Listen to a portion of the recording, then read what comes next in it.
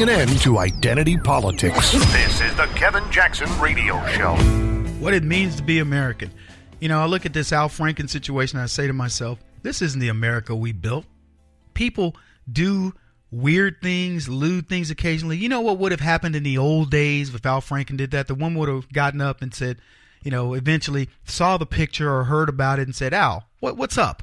And Al would have said, you know, I'm really sorry, blah, blah, blah. And that would have been the end of it. And this is not a story. It's not a story to recur decades later and potentially ruin a man's career. A vile, despicable Democrat senator who cheated his way into office. Even with that, I will tell you what Al Franken did. You can look at it any way you want. I don't care if there are women out there going, Kevin, you don't understand what he did. He didn't do jack. I know women who are aggrieved in far more vicious ways in just normal life than what Al Franken did. And we want to jump on. We want to pile on. This is, look, again, not protecting this clown, but the fact of the matter is we have to show when we're bigger than him. And I'm not saying turn the other cheek. This isn't a turn the other cheek thing. This is something that showcases the true differences between us and them. See, we've been led down the primrose path about political correctness, and it is destroying men. It is destroying our culture. Men are not able to be men. You can't go up to some woman and say, hey, unless you look like Brad Pitt and she's all over it. We play this clip from time to time, comic clip of this comedian that says that there's a fine line between stalker and, you know, in person you want to be with. And you could be, you know, ask a girl out for a date at the job and she's like, oh my gosh, you know, you just sexually harassed me. But Brad Pitt could be, you know, butt naked in front of her window, you know, throwing rocks at it. And she'd be like, oh my gosh, Brad, he's so dreamy. And it's true. See, all these things are a matter of interpretation. If that lady liked Al Franken, that picture would be in her wallet.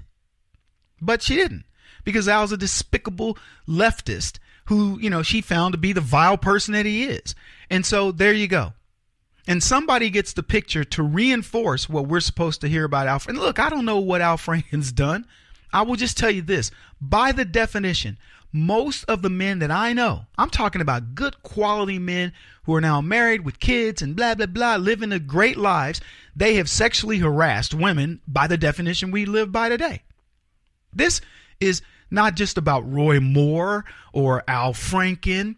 This is about an attack on men. The real attack should have occurred on leftist men, not us.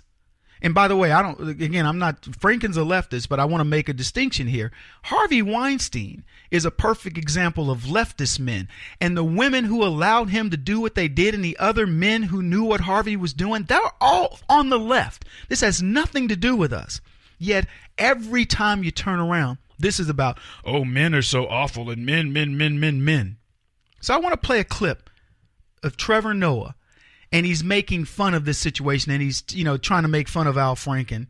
And this is as close as he comes to it. But look at where it ends up if you don't believe what I'm telling you. Our following breaking news, Democratic Senator Al Franken. He is now being accused of groping a radio news anchor back in 2006. There is a picture of that. And also, she says that he kissed her without her consent. Al Franken, hashtag you too. And that face doesn't help.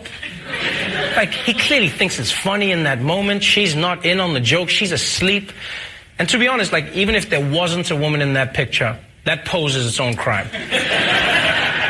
What do you have to say for yourself? Franken released a statement reading in part, I don't know what was in my head when I took that picture, and it doesn't matter. There's no excuse. I look at it now and I feel disgusted with myself. It isn't funny. It's completely inappropriate. Well, you know what? At least he apologized, and that apology seems sincere. I just didn't like the accompanying photo. I'm not going to lie. But you know, the story is another example of how, at all levels, we men have been complicit in perpetuating the culture that devalues women. I don't care who you are, Democrat, Republican, black, white, rich, poor. Men. Because you forget, it's not just Al Franken in the picture.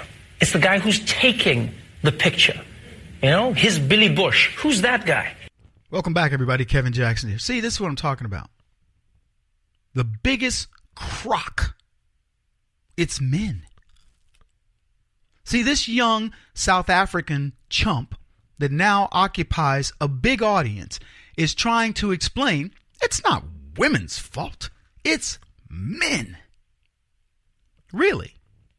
You know who I blame? I blame feminists. See, feminists have created their own culture. They have their own atmosphere. And it exudes, it exists everywhere you have leftism that's pervasive.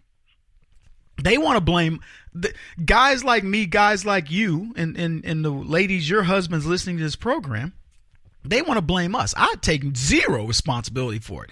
I have exalted women my entire life. Don't misunderstand me. You know, I've certainly not been the best guy every time with the girls I've dated or whatever else. But I will put my record up against 99.9% of the men in the world. That's how good. And I would venture to say you feel much the same. Well, I'll put my record up against 50% of the world. Because the 50% of us who understand what it means to be, who respect women, not only as our mates and what have you, but in business and elsewhere, what do I have to be ashamed of?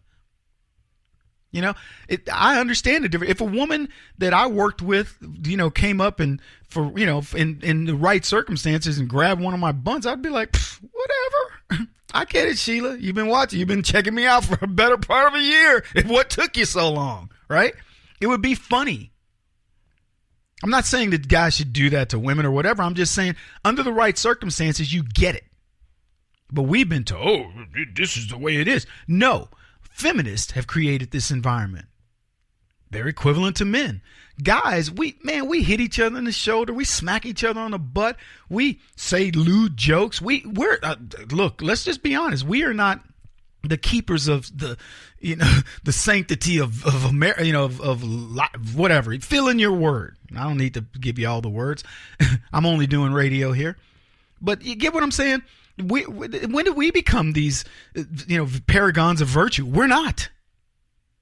We're going to talk about, you know, locker room talk and what, I mean, and I'm not saying we're vile creatures necessarily, but I'm just saying we guys have this thing to say, what to hell with decorum? We're just talking amongst guys here. By the way, women do the same thing. But for Trevor Noah, it's all men. We've all been complicit. We've done this. A man can only do what a woman allows him to do. I know people, oh, Kevin, don't you say that about rapists and all that. Look, I get it. Don't try to, you know, use the other side of the argument. I'm talking about in normal life. Women give you the permission, and it's through body language. Sometimes it's out and out. Yeah, hey, listen, if you ever wanted to, you know, be my boyfriend, you know, who knows? It's all nuanced. But this idea that Trevor Noah wants to blame men for this is ridiculous.